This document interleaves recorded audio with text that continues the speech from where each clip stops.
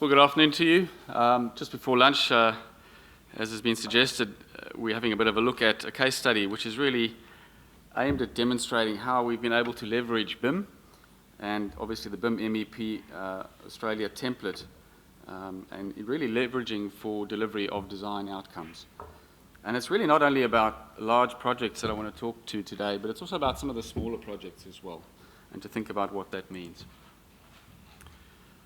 So it's effectively a consultant's perspective on workflow and with some commentary on approach and some of the issues encountered as we go through this process of delivering BIM on our projects.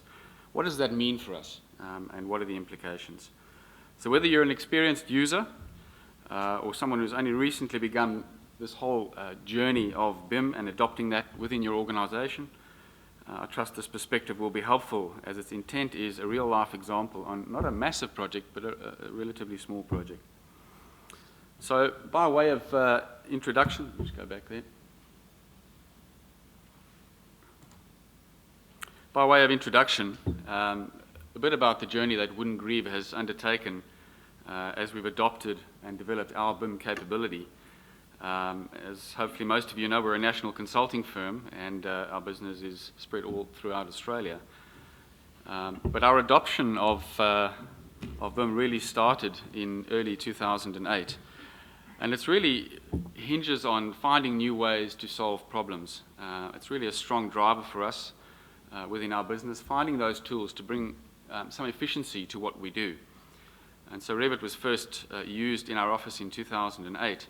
And really what it was about is we were sold on the idea of clashless design and innovation. And certainly there was a new project that had come along, and that was really the catalyst for the adoption of Revit and that platform.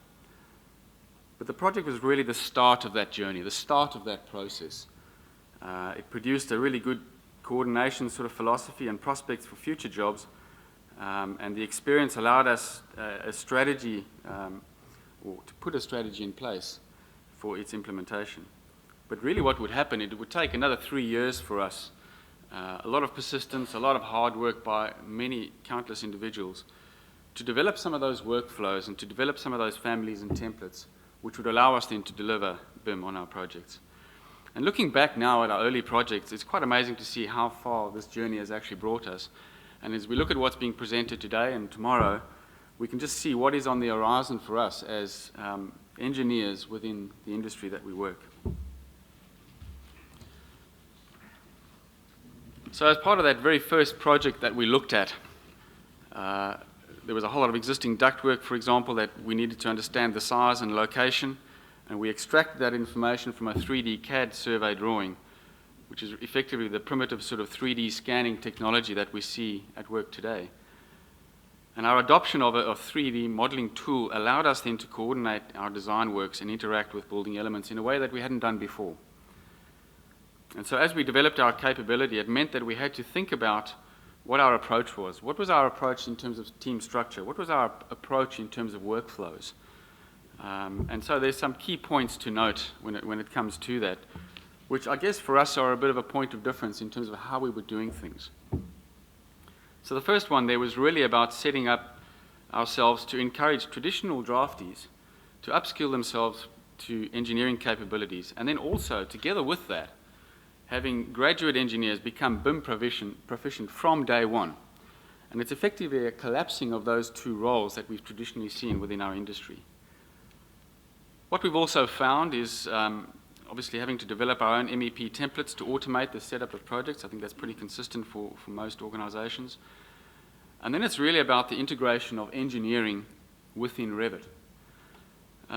Today more than ever, we're seeing the integration of engineering design within the model. It's no longer just a view of getting the information into the model.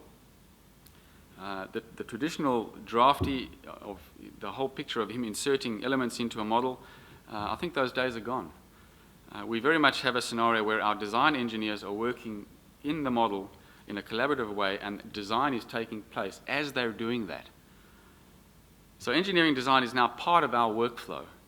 And we're using the models, for example, to do the heat load calculations where appropriate. We're sizing ducting, we're sizing piping within our models, and we're using some pretty smart views to interrogate that and to validate the results we're getting out of the design process. And certainly what we're also doing when we're considering how we deliver our models and how we document, being very mindful of the required level of development that the client is particularly after at that stage in the project, and being very, very considerate about getting into too much detail too early.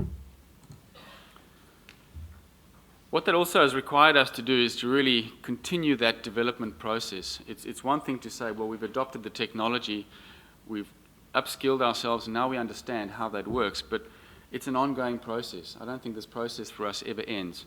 We're continuously trying to find ways of improving our sort of delivery methodology and utilization of the tool. We all know that Revit itself has made significant progress over the last number of years in terms of the quality of the product, the tools that are available within it. Certainly there's also been a lot of standardization of parameters, and for us as a national business, it's an important thing for us to think about how we standardize the use of our parameters across our business. And certainly we share our models, and that is certainly with a bit of a disclaimer. There's a lot of discussion to be had about that, of course. So what does this mean? When we think about some of the things I've just suggested to you in terms of what we're doing, what does that mean for us in terms of workflow outputs? Well, what it means is we're trying to interrogate, for example, some of the engineering we're doing within Revit. So the top left there, having a look at what the pipe flow velocities are within our particular model, and interrogating that before this goes out the door. It's important for us to make sure that it's right. But again, the engineering's been done within Revit and allows us then to have a very quick snapshot view of what are these velocities, are there any areas of concern. Very similar sort of strategy as far as ductwork goes, bottom left over there. Again, interrogating those different duct velocities and really having a good understanding of what's going out the door for us. And then the bottom right is another perspective where we are generating some of those single line schematics from the 3D model that we've generated.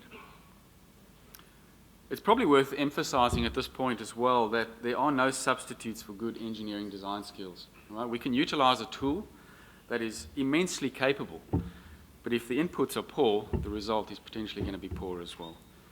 So you've got to use the tool effectively, and you've got to have the design skills to use it effectively. So what are the key issues then? If we think about how we're striving to leverage BIM within our business and delivery of projects, what are the key issues? Before we get into the case study component, what are the key issues that we've sort of come across? Well, certainly the lack of industry workflows and standards makes it harder than what it needs to be.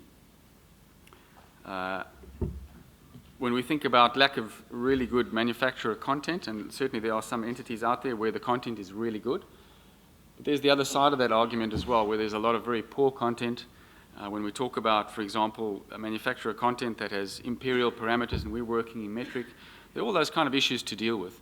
And so hopefully you can grasp the need for that consistency across the board in terms of the content that is going into the models. There's certainly quite a bit of, call it the bastardizing of models, where it's really a bit of a cocktail of in-house created templates and families, and then those available from manufacturer websites and other sources. That certainly is one of the things that we see occurring. And it makes it hard when you extend BIM past the design process and the construction process, and we get down to the FM down the track. This is really, really important. So what we're effectively seeing then, there's no consistency in terms of content, shared parameters, and obviously that impacts then the workflows. So there's also the effort involved in creating generic and manufacturer families. There's a lot of time and effort and sometimes little appreciation from contractors without modeling capabilities at what is entailed in doing that. Another key issue to consider is the over-detailing and dealing with only the really sort of aesthetic aspects of families and components, rather than some of the really important engineering stuff that should sit behind that. And there's certainly an overall effect on productivity and profitability with respect to over-detailing. I mean, certainly as engineers, we love detail, but we have to balance that with the commercial reality of what we're doing.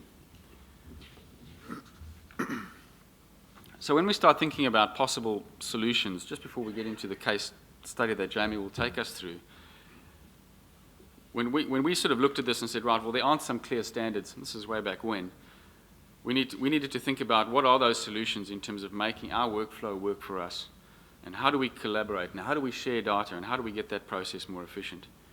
And certainly some of the entities that we put up on the screen here, certainly the initiative of BIM-MEP in producing the BMA template. We've got NatSpec on the other side, which is they're developing that sort of BIM management plan philosophy, and then ANZRA is developing some of those Revit standards for us. And these three entities are certainly, in my view, going a long way in terms of helping us get to that standardization, get to that common sort of platform, that common sort of approach, which then will allows us to exchange information in a more efficient way. So there's this opportunity, I think, to implement an industry standard workflow and data flows for BIM project collaboration. It really will have the end of saving the contractor's time, saving the client time and money, and delivering some FM and operational sort of enabled models, which really have long-term benefit, certainly for building stock. So what about that case study? Well, let me hand over to Jamie to talk you through a relatively small project, but one where we saw some real value in going through the BIM process with the contractor. Jamie. Thank you, Angus. So just bear in mind while I'm going through this case study that it was a project that we undertook in 2012, and it was a real benchmark for us for future projects using the BMA template. But it was also a good one because it's still actually going under construction, and we're getting a whole lot of feedback from the contractor as well. Okay, the case study presented is a regional hospital redevelopment. The BIM deliverables for the design team were architectural, structural and MEP modelling, visualisation and clash detection. The contractor, Bendigo Refrigeration and Air Conditioning Services, engaged MEC drafting services to deliver the construction model. We both used Revit 2013 as the platform of choice, and obviously because the BMA template was also delivered for use by Revit only. And we both actually crossbred our in-house templates with the BMA, only because there were a lot of restrictions in what was available with the BMA template at the time. Navisworks was the choice of coordination tool. Okay, so why did we really use the BMA template? So basically all of what Angus just spoke about led to the decision to find a new way to sort of procure a project delivered in 3D modelling. So what we really used it was basically to take advantage of ductwork fittings, accessories and duct systems, pipework fittings, accessories and piping systems, insulation lining, annotation, manufacturer content, although there was not much available at the time, and schedules, which again, there was really not much available at the time. We didn't see the real need to duplicate any industry standard content if it is readily available, so such as in the BMA template. BMA pipe and duct specifications, they're all based on Australian standards and best industry practices. So that's actually available through the documentation that does come with the BMA template on the downloads. Also using the BMA template, we also reduced the risk of poor results with live coordination by using content, obviously, that is accurately represented. So being their fittings and accessories and manufacturer content where it was available. Okay. The initial experience in crossbreeding the templates was a relatively simple task. We actually put their template on top of ours so that we could keep our shared parameters within. Back then, the project started, when the project started, the BMA template, as I mentioned earlier, was still relatively in its infancy, and there was not a great deal of manufacturer content available. 2014, however, as we stand here right now, template and content available within has improved dramatically. So we're seeing a whole lot more benefits in actually pushing ahead with the use of the BMA, and we have actually produced other projects beyond this case study with the actual template.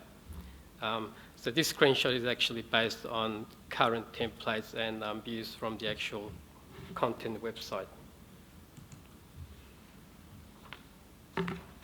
So our experience with documenting with the BMA template and its contents were, so this is once again, just bear in mind it was a couple of years ago. So generally well-defined duct systems and pipe systems.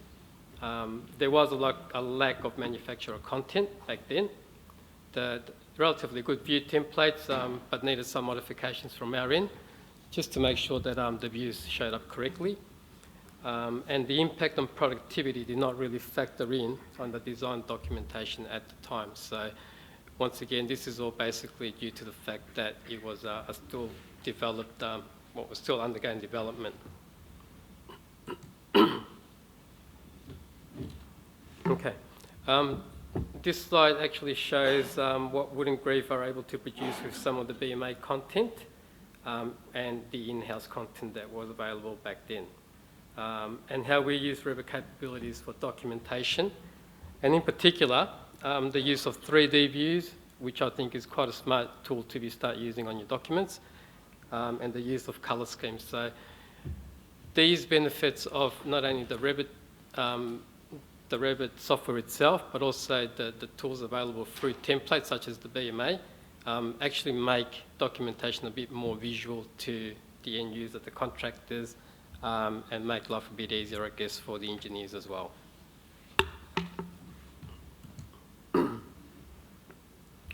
Another slide showing the use of the BMA fittings and insulation. So these were, as I mentioned before, the fittings, insulation are accurately represented through the BMA because they use best industry practices to actually be built on. The choice to use BMA template and content was to make the workflow from consultant to contractor a more efficient handover.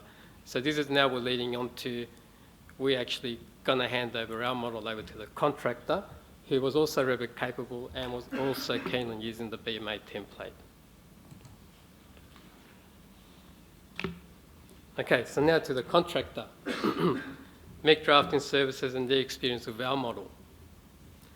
The mechanical contractor was engaged to deliver an as-built model, and it was, from our point of view, an opportunity to see the benefits of the consultant to contractor workflow as well, and this is very important, to sort of gauge and measure the benefits of using the BMA template. So like I said, we are actually still using the BMA template, and its improvements over time are very evident.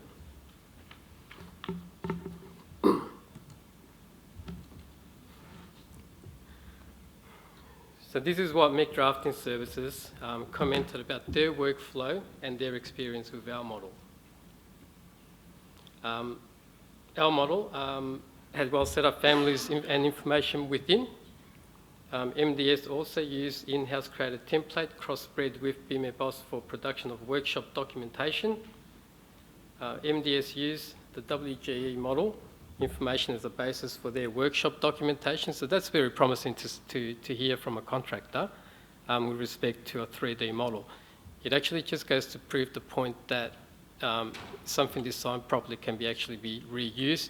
And I guess that is what the function of the whole BIM cycle is about with respect to this workflow. We did not model existing services, and MDS actually took it upon themselves to model these, including existing structures. So that's very important. And this could lead on to, I guess, 3D scanning becoming a bit more popular within the workflow. So, you know, I think that's something that will actually be evolving quite fast in the industry. It's also worth noting that MEC Drafting Services are currently working with A2K Technologies, who are contracted by the BMA to add additional constructible detail within the BMA template. They are also of the opinion that software limitations within Revit itself currently provide a hurdle to the LAD 200 to LAD 400 workflow proposed by BIM-MEPAUS. So it's actually very important to not only note that the BMA is a possible solution for workflows, but given the authoring tool, it also needs to be adaptable to what the BMA is trying to achieve.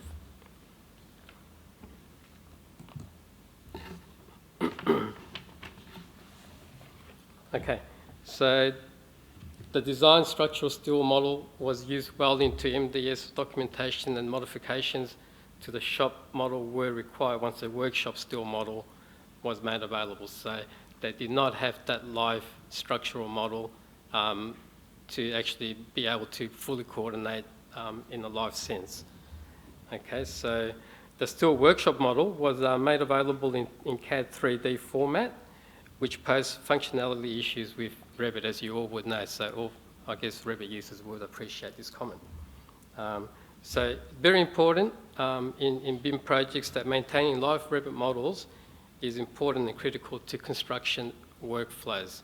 You don't want to lag behind, I guess, so it's very important that these workflows are actually accentuated and made a bit more evident. Fittings and accessories within the WG model were at oftentimes replaced with MDS content to provide constructible details, such as step-ins and duct fittings, annotation, etc. Okay, so the BMA template may want to consider more constructible families and annotation tags, and they're actually involved in that process as well, as mentioned earlier. Equipment models, families in the wood and groove model were replaced with approved contractor alternate make and models. Some selected equipment needed to be modelled from scratch. So once again, a lot of lack of manufacturer content back then. So it just once again just goes to prove that as we are evolving now with the BMA template, we are more accurately able to represent those elements in the model.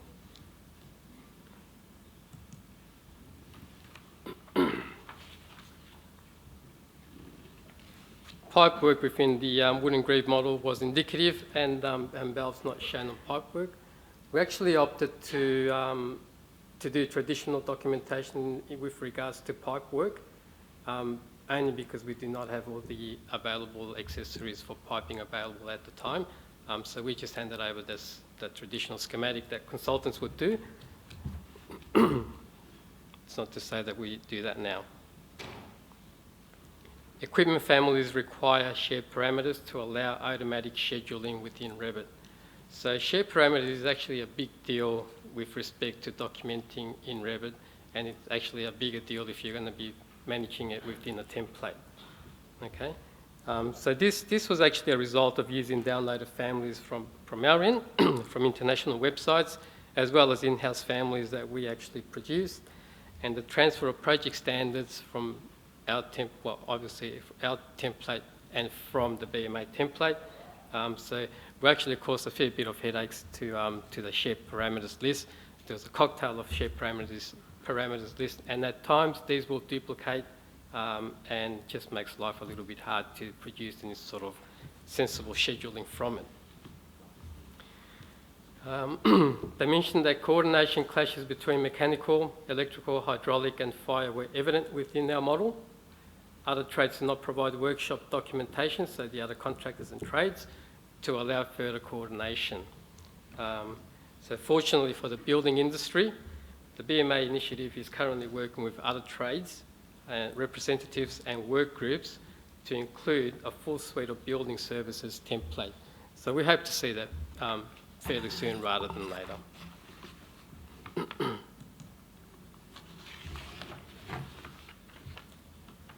This is just a Navisworks overlay of the wood and groove model and the contractor's construction model.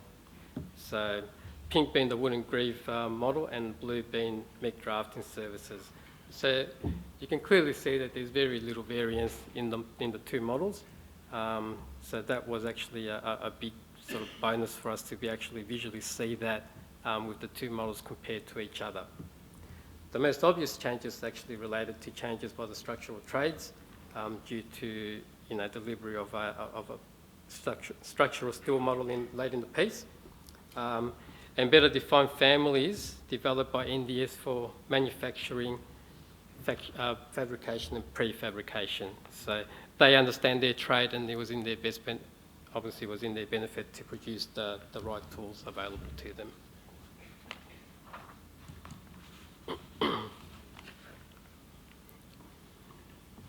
So now we'll demonstrate some of the advantages, just a few to highlight, I think, what I believe are the major advantages of using Revit, the BMA template, and sharing of the models with the contractor.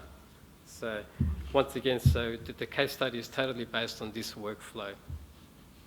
Okay, so, so good design obviously equals minimal rework, and that was quite evident, as you could see in the Navisworks image beforehand. And actually in this actual view here, in plan, we've also overlaid the two contractor and the consultant's images on top of each other. So these are overlays of the contractor's drawings on WG drawings, and it also goes to prove that good engineering input and template does assist the contractor, and very evident with 3D, in 3D with respect to coordination.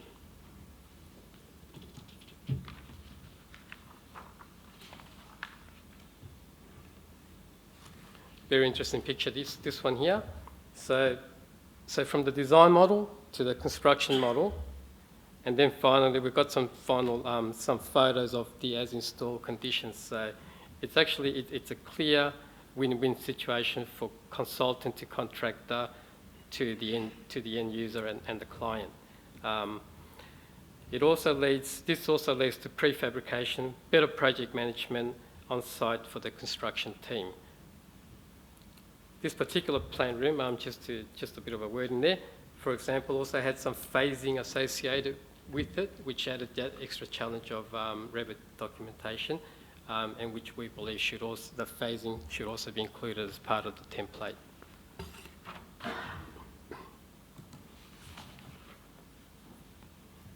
RFIs. So it is true, a picture does tell 1,000 words, and how much easier is it to read something like this than a simple 2D drawing? Reviewing, processing and executing RFIs was actually an enjoyable experience for some of the engineers in the office. MDS even produced rendered images which at first glance seem realistic. We actually had some people in the office saying, hey, did they actually build that ductwork through that, through that thing? Just jokingly. So MDS actually also did the right thing, and they also overlaid the design structural steel that they started producing their model with the construction steel model, just to provide clarity to the RFI and why it was raised. So it was not a coordination issue to start with. It became a coordination issue due to the delay in the structural steel model becoming available.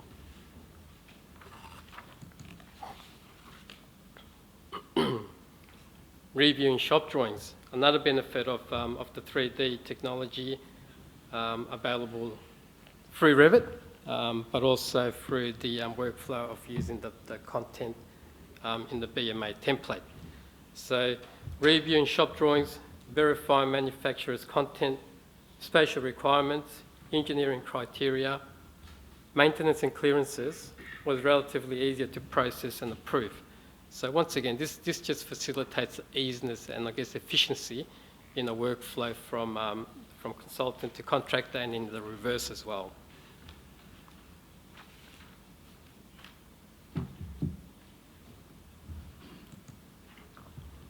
So that was basically what I think were the key features of using the BMA template with respect to the consultant to contractor workflow.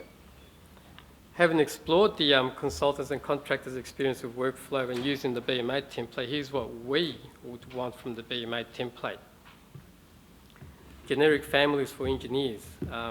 This relates to the LOD 200 in the preliminary stage, which would also aid the consultants in the absence of manufacturer content. We don't want to be seen as being too biased either. Issue the parameter text file. At times, design engineers are required to produce schedules or modify a family, for example. And although this is currently noted as being available through the download, it actually, as far as I know, it's not yet available. More schedules. I guess part of the power of Revit is its capability to schedule. So we need to see more schedules within the template. Design, procurement and commissioning schedules are well defined once again, and documented in the BMA practices guidelines for scheduling plant, equipment and fittings, but are yet to actually be included in the BMA template, as I have not seen them yet. We've only just a few schedules here and there added in the template as of date. Also, cost schedules could be included to enable opportunities for reverse tendering using the models data for costing of the project at the concept and design stages. So that's very important, I think, for the industry. Multidiscipline template or separate templates. So once again, I touched on that a bit earlier. So this seems to be work in progress, and we kind of wish that that was available sooner rather than later. 3D scanning. So there's I think more than half of the stands that they are devoted to 3D scanning. Just goes to show that this is a very rapidly evolving technology, and it is actually here. It's going to be very widely used in our workflows. The value will actually be seen by the building owners up front, not only to take assets, make assets available straight away from the scanning, but just to sort of take that element away from the frustration of having to do surveys and then trying to get it right with 3D modelling. There really should not be any second guessing. So 3D modelling needs to be adapted and needs to be accommodated for in the BMA template as a workflow as well. Engineering views, such as colour scheme views for duct sizes based on friction or velocity, and similar for piping. So similar to what we actually do in-house. But my point of view is that if we're facilitating the contractors industry, then a little bit should be given back to the consulting engineer, only so that when the workflow does work in reverse, we can verify that if, for example, some duct sizes will change, we can actually visually see it relatively quickly and then attend to it. Just once again, just to aid the workflow and efficiency of actually working with 3D technology. And more add-ons, so, have an add-on within the actual Revit view for downloading and maybe even perhaps family browsers. So just a few more add-ons just to make life a bit easier, as opposed to having to open up the web browser, going to the site, downloading it, getting it from, wherever it lands in your computer, unzipping it, putting it in your catalogue file somewhere, and if this and that, and things can go wrong and too time consuming.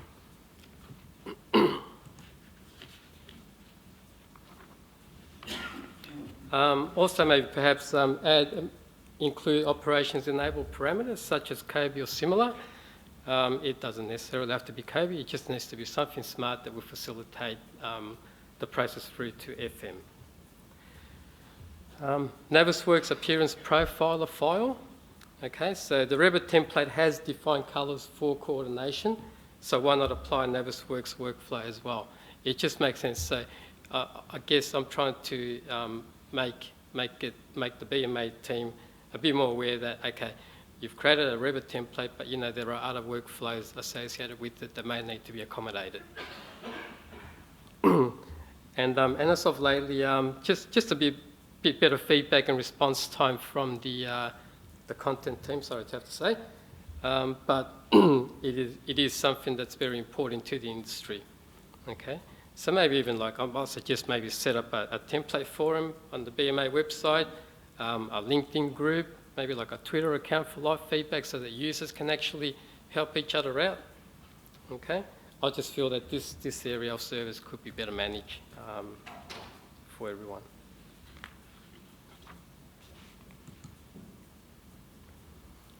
So, our overall experience of the template for this case study, and just a couple of current observations. Okay, the template in concept, great idea. Everyone wanted on board. Some of the bigger consultants as well, contributed as well to the input of the template. But I feel there's still a bit of work to be done in some areas, and now I believe the next release from hearing in the grapevine is actually going to explode and make things a whole lot more easier for ourselves. So the template provided the necessary mechanical duct and piping systems, with associated fittings and accessories, which save some time. Okay, so that's a given. I mean, they were well and accurate represented elements for the template to have. At the time, the template did not have enough manufacturer content, but it is very promising to see that there are a whole lot of manufacturers jumping on board.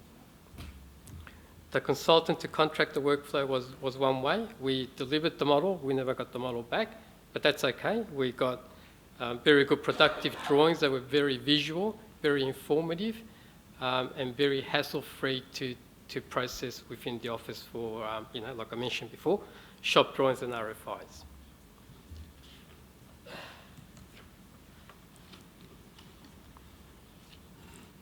So just to make that point on RFIs, no need to reiterate that, but just faster in comparison to traditional workflows. I'm pretty sure some of you have actually come across this workflow of getting RFIs back with your 3D views, your sections, your colour schemes, this and that. Fantastic. So just a current observation we're currently making, I'm stating here, is that clients are starting to nominate the use of BMA template. We've been engaged now on a few projects where the BMA template has actually been asked to be used as part of documentation. So it's a very promising sign for the industry. And as it stands now, the template is very easy to sort of adapt to, very simple to sort of work in with your own template if you need to crossbreed it. It actually is not a whole lot of hard work, but the important thing is that standardisation is very important in this industry. And the BMA template in its current form actually does have better developed families and manufacturer content. So I've reiterated that a few times, I know, but I think it's still worth mentioning at this stage. And that's it. Thank you.